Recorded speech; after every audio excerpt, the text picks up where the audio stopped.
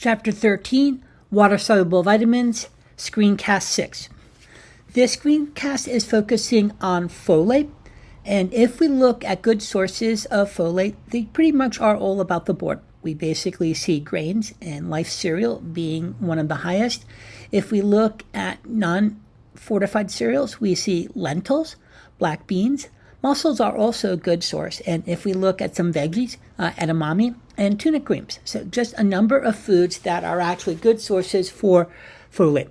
One of the things that is important to know about folate is that food processing and preparation actually destroys anywhere from 50 to 90% of the folate naturally found in the above food items. It is susceptible to heat, oxidation, and UV light. Vitamin C will help protect against the oxidation. When we talk about the functions of folate, tetrahydrofolic acid is needed for DNA synthesis and amino acid metabolism. It is also needed for the formation of a number of neurotransmitters such as norepinephrine, dopamine, and serotonin. There also is some evidence that folate may help maintain normal blood pressure and reduce the risk for colon cancer. One of the things that we're probably most familiar with about a folate deficiency is the impact that it is going to have on various types of formed elements, especially red blood cells. And this is due to a deficiency that first affects cells that are actively synthesizing DNA. Short lifespan and rapid turnover rates because red blood cells do not divide normally and remain large and immature. Megaloblasts remain in bone marrow.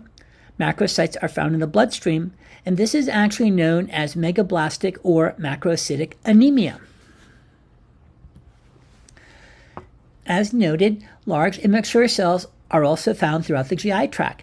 This results in a decreased absorption capacity, sores in the mouth, and abnormal liver function.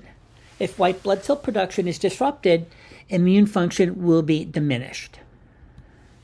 What you probably are most familiar with is the role of folate, and that it is important vitamin for women that are pregnant to make sure that they are getting enough of. And quite often it is included as one of the prenatal vitamins. What will result from a folate deficiency is a neural tube defect. And this results from a developmental failure impacting the spinal cord or brain in the embryo. The worst case is a total lack of brain called anencephaly. The more common is actually spina bifida. In this particular defect, the backbone do not form a complete ring to protect the spinal cord. Deficient folate status in the mother during the beginning of pregnancy increases the risk of neural tube defects, as does a genetic predisposition.